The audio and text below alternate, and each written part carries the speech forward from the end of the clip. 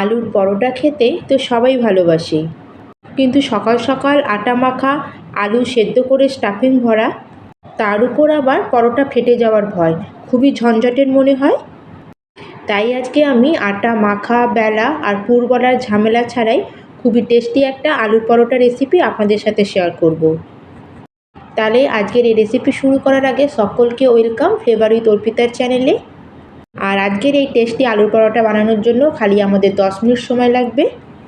আর আজকের এই আলুর পরোটা বানানোর জন্য এখানে আমি একটা বড় সাইজের কাঁচা আলু নিয়েছি। আর মিডিয়াম সাইজের যদি নেন তাহলে আপনারা দুখানা কাঁচা আলু নিয়ে নেবেন।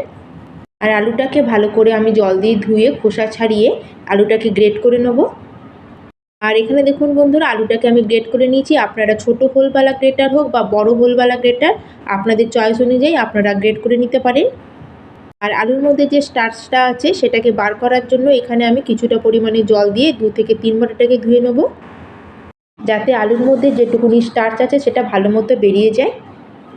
আর আলুটাকে ভালো করে ধুয়ে এখন আমি হাত দিয়ে চেপে আলুর মধ্যে যে জলটা আছে সেটাকে ফেলে দেবো আর একটা প্লেটের মধ্যে এটা নিয়ে নেবো। আর এইভাবে পুরো ভালো করে আমাদের হাত দিয়ে এটাকে চিপে জলটা ফেলে দিতে হবে, যাতে এর মধ্যে কোনো জল না থাকে।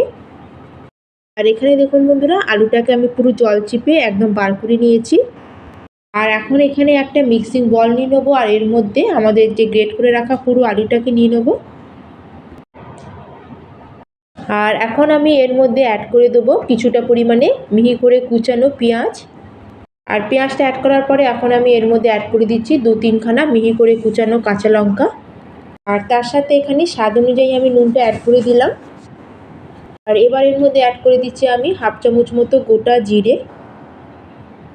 সামান্য একটু চাট মশলা অ্যাড করলাম, এতে খুব সুন্দর একটা ফ্লেভার আসবে।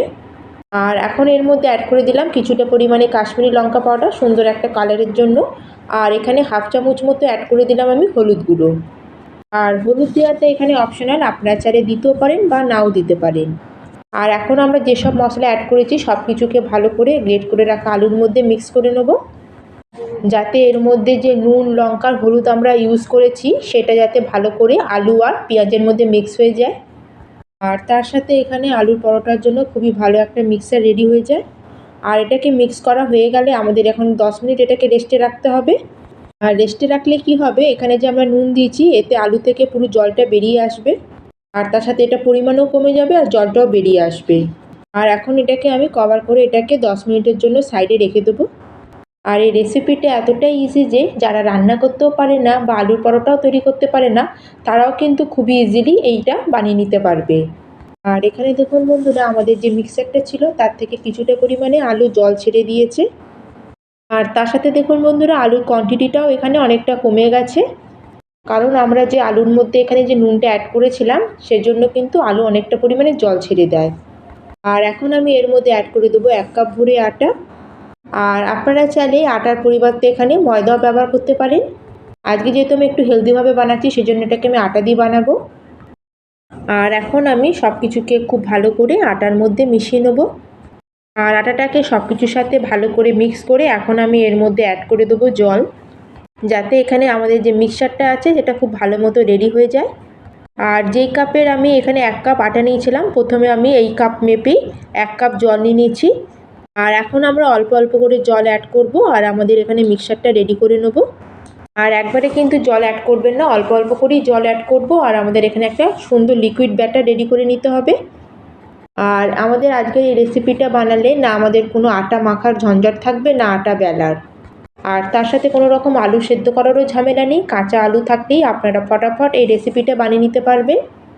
আর বাচ্চাদের টিফিনের জন্য সকালবেলাতে এটা কিন্তু একদম বেস্ট অপশন, কারণ বাচ্চারা এরকম টিফিন খেতে খুবই ভালোবাসে। এত সফট আর নরম তৈরি হবে যে দেখবেন আপনাদের বাচ্চাদের টিফিন বক্স ঘরে খালি ফিরে আসবে। আর এখানে ব্যাটারের কনসিস্টেন্সিটা খুবই গাঢ় লাগছে, এখানে আমাদের আরও জল অ্যাড করতে হবে। আর আমরা অল্প অল্প করে জল অ্যাড করব, যাতে আমাদের এর মধ্যে কোনো লাম্পস না পড়ে। আর প্রথমে কিন্তু আমি যে কাপের 1 কাপ আটা নিয়েছিলাম সেই কাপেরই আমি 1 কাপ জল অ্যাড করেছি। আর আমি আবার 1 কাপ জল নিয়েছি। আর সবার শেষে এখানে মিক্স করা হয়ে গেলে আমি আপনাদের দেখাবো যে আমার এখানে টোটাল কতটা পরিমাণে জল লেগেছে। আর এটাকে এইভাবে মিক্স করতে থাকবো আর এটাকে একটু পাতলা মতো করে নেবো। আর এখানে দেখুন বন্ধুরা, আমি ব্যাটারটাকে ভালো করে মিক্স করে নিয়েছি।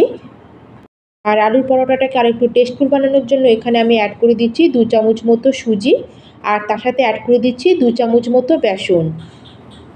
আর সুজিটা অ্যাড করলে কি হবে, আমাদের এই পরোটার মধ্যে হালকা একটু ক্রাঞ্চিনেস আসবে আর খেতেও খুব ভালো লাগবে। আর সুজি যদি আপনাদের কাছে না থাকে তাহলে আপনারা কিন্তু 2 চামচ এখানে চালের গুঁড়ো ব্যবহার করতে পারেন।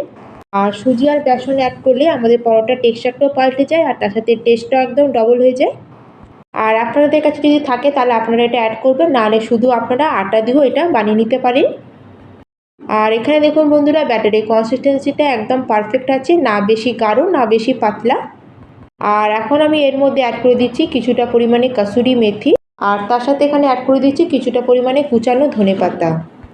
আর কাসুরি মেথিটা আপনারা অবশ্যই বার করবেন, এতে কিন্তু আপনাদের পরোটাগুলো খুবই টেস্টি আর ফ্লেভারফুল তৈরি হবে। আর ধনেপাতা ছাড়া আমাদের সব খাবারই ইনকমপ্লিট বলে মনে হয়, আমি তো প্রত্যেকটা রেসিপিতেই ধনেপাতা ইউজ করি। আর এখানে দেখুন বন্ধুরা, আমাদের আলুর পরোটার জন্য ফাইনালি আমাদের এখানে আলুর ব্যাটারটা রেডি হয়ে গেছে। আর এখানে দেখুন বন্ধুরা, আমাদের ব্যাটারের ঠিক কনসিস্টেন্সিটা ঠিক এরকমই রাখতে হবে। আর এই ব্যাটারটা রেডি করতে যেই কাপের আমি 1 কাপ আটা নিয়েছিলাম সেই কাপের এখানে আমার 1.5 কাপ জল লেগে গেছে। তাহলে চলুন এখন গ্যাসের দিকে পরোটাটা বানানো শুরু করা যাক। আর এখন এখানে একটা ননস্টিক তাওয়াতে আমি কিছুটা পরিমাণে অয়েল একটু ব্রাশ করে নিচ্ছি। আর এখানে তাওয়াটাকে আমি মিডিয়াম ফ্লেমে হালকা একটু গরম করে নিচ্ছি, এটাকে কিন্তু বেশি গরম করব না, নাহলে কিন্তু ব্যাটারটা কিন্তু আমাদের তাওয়ার নিচে লেগে যেতে পারে। আর সেজন্য আমরা মিডিয়াম ফ্লেমে এটাকে কুক করব, আর ব্যাটারটা দেবার আগে এটাকে একবার ভালো করে আমরা মিক্স করে নেব। আর এখন আমরা 2 হাতা মতো ব্যাটার নেবো আর আমাদের গরম গরম তাওয়ার মধ্যে এটা দিয়ে দেবো। আর দেবার পরে এইভাবে হাতার পেছন দিয়ে এটাকে ভালো মতো আমরা একটু স্প্রেড করে নেব। আর গ্যাসের ফ্লেমটাকে এই সময় আমাদের মিডিয়ামই রাখতে হবে, আর মিডিয়াম ফ্লেমে এটাকে আমরা ব্যাটারটা দেবার পরে প্রায় 1 থেকে 1.5 মিনিটের জন্য এটাকে এমনি ছেড়ে দেবো। আর 1 মিনিট পরে এখানে দেখুন ব্যাটারটা উপর থেকে প্রায় ড্রাই মতো হয়ে গেছে। এখন এটাকে আমরা আস্তে করে এটাকে উল্টে দেবো। আর এখানে দেখুন বন্ধুরা, কালারটা কত সুন্দর লাগছে। আর একটা কথা বলি বন্ধুরা, এখানে কিন্তু ব্যাটারটাকে একদম পাতলা পাতলা করে স্প্রেড করবেন না, একটু মোটা করেই আমাদের এটাকে স্প্রেড করতে হবে, তাহলেই কিন্তু আমাদের পরোটাটা এখানে একদম পারফেক্ট তৈরি হবে। যখন আমাদের এক সাইডটা ভালো মতো কুক হয়ে যাবে তখন পরোটাটা উল্টে আমি আরেক দিকটাও ভালো করে এভাবে খুন্তিতে চেপে চেপে এটাকে কুক করে নেবো, যাতে কোনো দিকটাই কাঁচা না থাকে। আর এটা আপনারা কতটা ক্রিস্পি বা কতটা সফট রাখতে চান সেই বুঝে আপনারা মিডিয়াম টু হাই ফ্লেমে রেখে এগুলোকে একটু সেঁকে নেবেন। আর দেখুন বন্ধুরা, আমার এই পরোটাটা রেডি হয়ে গেছে, এখন এটাকে আমি বার করে নেব। আর একই রকমভাবেই আমি বাকি পরোটাগুলোকে রেডি করে নেব। আর এটা বানানো দেখলেন তো বন্ধুরা কতটাই সহজ। আর আটা দিয়ে বানালে আমাদের এই পরোটাগুলো খুবই সফট তৈরি হয়, আর এটা ভেঙে যাওয়ারও চান্স থাকে। আর সেই জন্যই এর মধ্যে আমরা সামান্য একটু বেসন অ্যাড করেছিলাম, বেসন অ্যাড করলে কী হয়, এগুলো অত ভেঙে যাওয়ার চান্স থাকে না। আর আজকের এই পরোটাগুলোকে আমি বানানোর জন্য এখানে তেলের ব্যবহার করেছি, আপনারা ঘি দিয়েও এই পরোটাগুলো সেঁকে নিতে পারেন। আর এখানে দেখুন বন্ধুরা, আমি সেকেন্ড পরোটাটাকেও এভাবে উল্টে পাল্টে ভালো করে সুন্দর কালার আসা পর্যন্ত ভেজে নিয়েছি। আর এখানে খুবই টেস্টি আমাদের আলুর পরোটা একদম রেডি হয়ে গেছে। তাহলে বন্ধুরা, আজকের আমার এই আলুর পরোটা রেসিপি আপনাদের কেমন লাগলো অবশ্যই কিন্তু আমাকে কমেন্ট করে জানাবেন। ভালো লাগলে লাইক করবেন, শেয়ার করবেন, আর চ্যানেলে যদি নতুন থাকেন প্লিজ চ্যানেলটিকে সাবস্ক্রাইব করে দেবেন। আর আপনারা দেখে নিশ্চয়ই বুঝতে পারছেন যে পরোটাটা কতটা সফট তৈরি হয়েছে। তাহলে বন্ধুরা, আজকের মতো আমি এখানেই শেষ করলাম, আবার চলে আসবো অন্য একটি নতুন রেসিপি নিয়ে। ধন্যবাদ।